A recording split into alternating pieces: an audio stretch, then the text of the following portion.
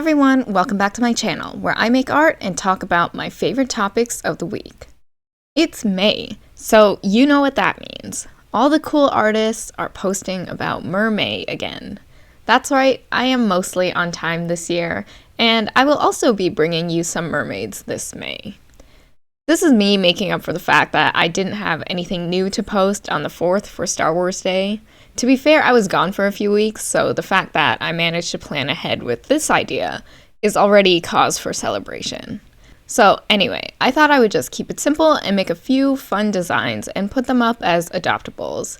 And why don't we just get into it? I was looking around on Pinterest to try and find some inspiration, and I found a couple of my saved pins that featured burlesque performers and costume styles, and some had these puffy, flowy skirts and trains that reminded me of the way jellyfish look and move through water.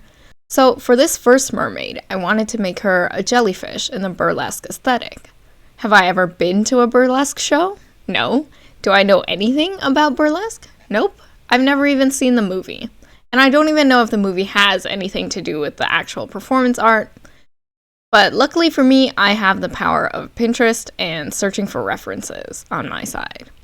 Unfortunately, I realized that there are a lot of feathers in this aesthetic and not a lot of feathers in the ocean for obvious reasons, but I really did want to include a fan as part of this design.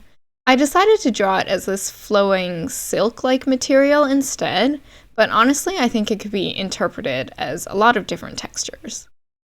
What I was really excited to include was the pearls.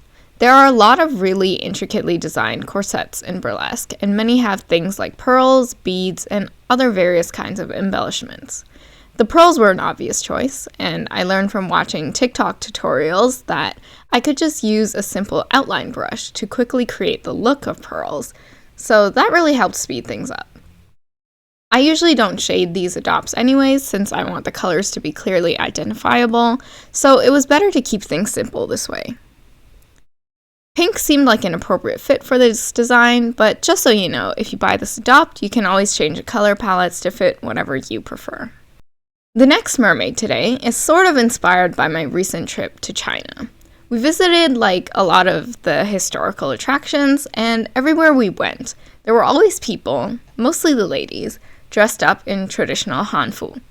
Like, okay, it made sense in the Forbidden City, at the Temple of Heaven, but I even saw them at the Great Wall.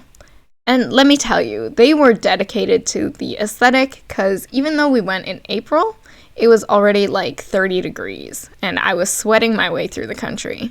But those Chinese girls were wearing all those Hanfu layers like it was nothing. And some of those layers didn't look very lightweight, not to mention they had the elaborate wigs in the traditional updos. If that's not true dedication, I don't know what is.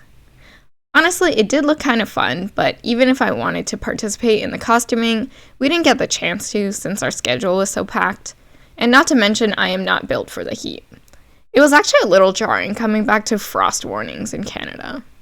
Well, since I didn't get the chance to dress up and take cute pictures, I am instead going to use those aesthetics and design styles on this mermaid here, which is great, because May is also Asian Heritage Month, so let's just say this is my way of connecting with my roots.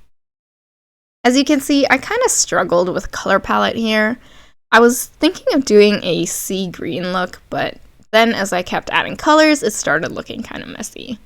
I was really close to panicking at this point, but I just kept powering through, and even though the colors at the end don't match my original vision, I do like this yellow and purple theme that we ended up with. The last mermaid today is a little on the simpler side. The previous two were kind of designed to look like the typical Disney Little Mermaid style that have more of a human quality. But I wanted to explore a bit with a more creature-like design.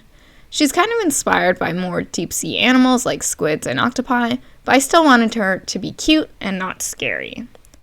So basically, I used a lot of round, soft shapes in her design. I was also inspired by the flapjack octopus, which I actually add here later as her companions or pets. They have little fins on the top of their head that look almost like cat ears, and they are some of the cutest sea creatures I've ever seen. I also gave the mermaid glowing bioluminescent spots because it seemed appropriate. If you are interested in any of these designs and would like to adopt them, they're available in my coffee shop. If you've gotten this far into the video and are still waiting for me to explain what the hell I'm talking about, I'll try to give a short explanation. An adoptable is a design, usually a character, that when bought can be used in personal stories, roleplays, or fan art. The artist maintains the rights to the design, but the buyer can do basically whatever they want with their new character. If you like any of these characters today, they're all around $25. Go check them out. The links will be in the description below.